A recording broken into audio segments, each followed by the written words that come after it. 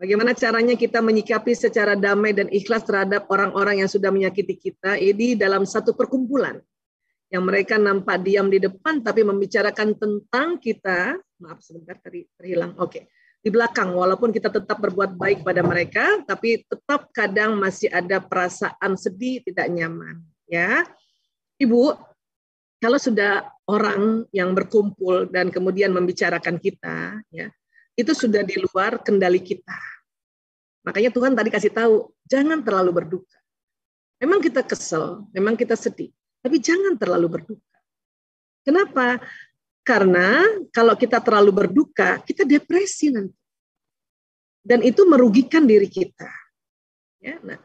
Tapi Bu Aisyah, dia ngomongin saya terus, bahkan kadang-kadang menghasut, memfitnah, dan sebagainya. Tenang aja Ibu, ini saya mau buka slide boleh ya, sebentar ya. Depan, belakang, ya, kanan, kiri. Ini bentuknya gelombang. Kalau ada orang-orang, kita sudah maafkan dia, masih juga memfitnah atau ngegosipin, tenang Bu, dia bisa berbalik pada dirinya. Kan ini kalau yang namanya fitnah, gosip, gibah kan di belakang kita ya. Disangkanya kalimat-kalimat itu tidak berenergi. Tapi dia akan pada saat ngomongin kita dan kita tidak terstimulasi atau tidak terpancing juga marah sama dia dan itu fitnah, maka ini terpental. Berbalik padanya. Maka kalau ada orang ibu-ibu yang ngomongin kita ya maaf ya misalnya paling ekstrim gitu ya. Alah, ya suaminya itu, ya dia nggak amanah itu dia, uang negara, misalnya gitu ya. Kita tetap tenang, kita istighfar, maka omongan si ibu itu berbalik, maka suaminya ibu itu yang akan seperti itu. Inilah makanya semua agama melarang kita memfitnah, menggibah, menggosip, karena berbalik pada diri kita yang ngomongin gitu. Yang penting orang yang difitnah, orang yang digosipin, gibah itu tidak terpancing. Karena kalau terpancing, kita juga kesel sama orang itu, nanti berbalik lagi sama kita. Karena kita ada magnet di jantung kita. Makanya setiap kita dengar, istighfar. Atau mungkin nggak dengar, kita lihat wajah orang itu, kayaknya omongin kita, istighfar lagi. Untuk kita perkuat tameng ini. Atau ada orang yang ngasih tahu kita, jeng-jeng, ibu itu bilangin gitu, oh iya ya, astagfirullahaladzim, astagfirullahaladzim, astagfirullahaladzim. Kita tahu ini. Bagus lagi kita doakan, ya mudah-mudahan dia diberikan petunjuk oleh Allah, sehingga nanti dia sadar bahwa dia ngomongnya salah. Artinya ibu, ya kejahatan dibalas kebaikan itu menguntungkan diri kita. Itulah makanya agama suruh kita begitu. Cuman kalau kita nggak tahu, kita bilang apa? Enak aja, dia udah injak-injak kita suruh baik. Karena kita nggak tahu bahwa ya alam semesta diciptakan Tuhan, ada gelombang yang ya menolong kita ini. Ada gelombang yang mentaming kita. Itu karena nggak tahu saja. Tapi kalau sudah tahu, alhamdulillah enaknya hidup ini. Assalamualaikum Bu Aisyah. Waalaikumsalam. Arina Ardiansa, di masa pandemi di mana semua kegiatan serba terbatas, kerap kali tiba-tiba muncul rasa tidak semangat. Nah, seperti tidak ada motivasi apapun untuk berkegiatan, maunya memotivasi diri sendiri. Terkadang mesti berusaha mengalihkan pikiran dan mencari kesenangan perasaan tersebut tidak hilang. Di fase mana kita berada kalau sedang mengalami hal ini? Cara apa yang tepat untuk kembali bersemangat, Bu? Begitu, Bu. Itu berarti di apati. Yang frekuensinya cuma 50 Hz. Itu keluar kamar aja udah malas, Bu. Maunya tiduran. Ya. Nah, kalau seperti itu, maka ikuti dulu tubuh kita. Berarti ada sesuatu yang harus memang istirahat sebentar. Terkadang kita tambah turun frekuensinya dikala kita juga tiba-tiba demam. Entah karena influenza atau karena ya kalau kita ada orang di mana pori-porinya itu sensitif. Dia keluar rumah sebentar aja, angin yang membawa debu itu masuk di mata, di hidung, apa udah bisa influenza, apalagi yang alergi. Ada rinitis kah, ada asma kah, bahkan bukan hanya debu yang membawa virus dan sebagainya, kesedihan orang di sekitar rumah kita yang kita lewati dia itu bisa keserap di badan kita. Itu yang bikin kita melorot, frekuensi kita capek. Makanya disupportnya dengan istirahat, minum, ya, itu yang paling penting. Makan kadang males, apalagi kalau ada virus.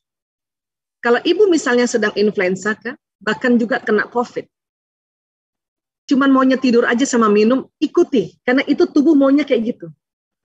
Jangan paksa makan. Karena kalau di awal-awal virus, bakteri, parasit ada di dalam tubuh kita dan kita terlalu banyak makan, dia dapat makanan. Si virus, bakteri, parasitnya ini dapat makanan. Orang-orang kan sudah bilang, ayo makan yang banyak, nanti dulu. Karena virus ini, ya, itu bagaikan benalu. Kalau di awal-awal sakit, dia masuk di tubuh kita dan kita ya maksa makan dan banyak makan, sebetulnya badan lagi belum mau, ini diambil oleh virus, makanya dia berjaya. Ikutin aja tubuh kita, maunya tidur sama minum, udah itu aja. Minum itu untuk mengeluarkan energi, membangkitkan ya polarisasi tadi agar ya energi kita naik gitu. Tidurlah. Tapi kan harus minum obat Bu Aisyah. Iya, tapi nggak usah makan yang berat-berat banget. Apa sih biskuit kah gitu? Atau kalau memang ada sakit mahnya, ya minum aja obat lambung aja dulu. Nanti ada di hari-hari kita sudah mulai enak makan, mungkin hari ketiga, keempat, nah barulah makan. Supaya si virus, bakteri itu tidak banyak menyerap. Dia sudah mulai mati karena ada imunitas tubuh, ada antibodi, dia sudah mulai mati. Jadi di hari ketiga, keempat dia nggak perlu makan kan? Dan memang butuh waktu. Ya tadi kan pertanyaannya adalah saya sudah begini, tapi masih lemes, udah cari kesenangan masih nggak enak, udah nggak apa-apa. Sadar aja bahwa kita butuh waktu 3-4 hari, ada yang seminggu malah. Ya. Nah, saya biasanya kalau udah kayak gitu macam-macam lah yang saya untung ada era digital ya macam-macam yang saya lihat itu. Mulai yang tadinya nggak pernah merhatiin bagaimana cara bercocok tanam tutorialnya saya lihat gitu. Itu tuh mencari gitu. Yang tadinya ya nggak suka lihat apa ya cara orang bikin rumah, kan sekarang tutorial kan ada ya, lihat itu gitu ya.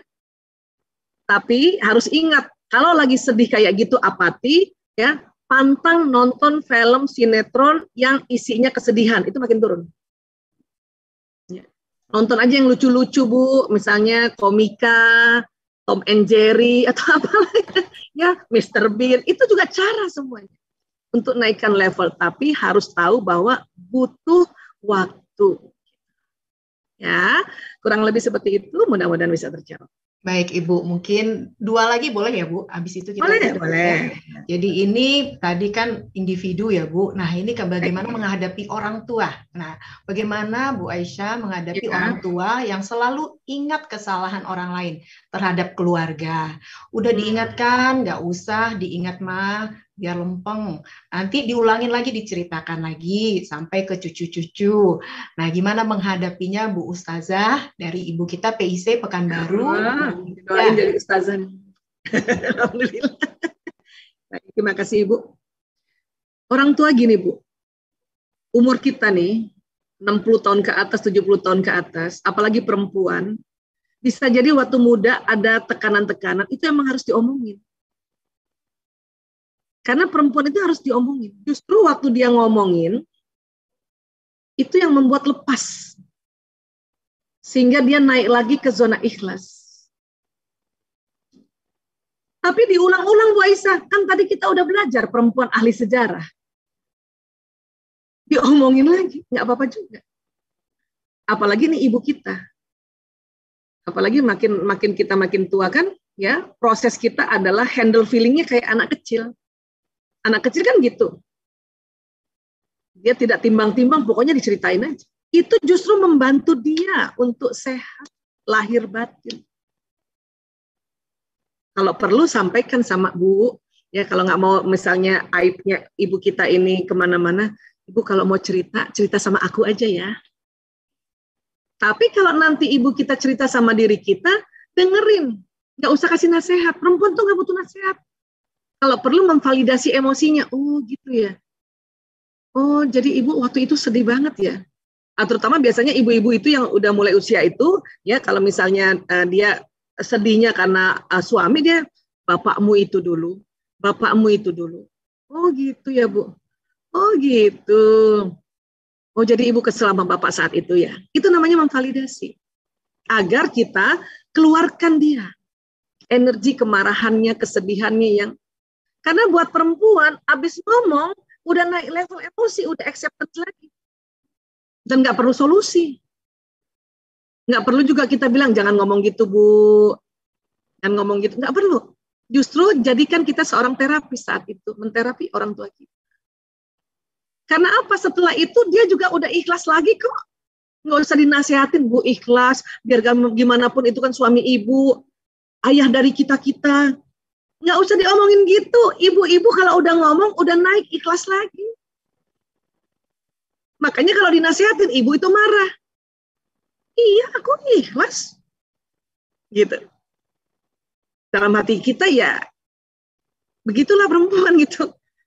Ikhlas tapi diomongin. Justru itu dengan dia ngomongin, maka dia naik levelnya. Inilah makanya ya WHO membuat kampanye mencanangkan perempuan supaya tidak depresi. Apa kampanyenya? Let's talk. Ayo bicara. Kalau sama bicara sama orang nanti tidak amanah orang itu, makanya kita cari orang yang amanah sahabat kita. Makanya kalau nggak ada juga kita cari tenaga profesional untuk mendengarkan. Karena tenaga profesional itu tahu cara mendengarkan. Dengerin aja. Kenapa? Karena buat perempuan, dia ngomong itu, dia menasihati dirinya. Gitu. Ya, jadi nggak apa. Sehingga insya Allah satu ketika memang sudah umurnya orang tua kita, dia pergi dengan sebuah ketenangan. Ya. Kan Bu Aisyah bilang tadi kalau dia kesel terus, nanti ya sinyal itu ke orang itu. Iya, tapi kan lambat. Justru dengan ya kita temani dia, keselnya cepet banget keluar, kita tampung, nggak kita tahan-tahan. Berikutnya adalah dia memaafkan. Ya sih, tapi sebetulnya bapakmu tuh baik. Udah diomongin semua kelemahannya, habis itu sebetulnya bapakmu itu baik. Baik sekali. Nah, itu yang pergi nanti ke bapak. Entah bapak itu masih ada kah atau sudah meninggal, itu yang pergi. Itulah mengapa kita cepat-cepat tampung. Tapi kalau cara kita menemaninya, jangan gitu Bu, jangan gitu Bu, jangan gitu Bu, itu malah dia tahan-tahan. Itu yang pergi. Karena nggak cepat dilepasin. Kan kita ngomong itu, omongan kita kan tadi ketarik ke tanah kan? Tarik ke tanah gitu. Nah, jadi inilah salah satu berbakti pada orang tua adalah menemani dia cerita. Itulah berbakti pada orang tua. Satu saat kita yang begitu, anak kita juga menemani. Tapi kalau orang tua kita curhat, kita marahin orang tua, anak kita dengar, waktu kita seperti itu, kita dimarahin anak kita. Ya? Iya. Barangkali juga orang tua suka mengulang berkali-kali ya Bu, sabar aja. Harus, apalagi perempuan, jangankan kita tua, perempuan kita masih muda aja kita ulang berkali-kali, apalagi soal suami. Makanya saya bilang sama suami, ayah, maaf ya, ini ahli sejarah, pokoknya denger aja, abis udah ngomong ini udah enak lagi kok perasaan aku. Udah gitu aja.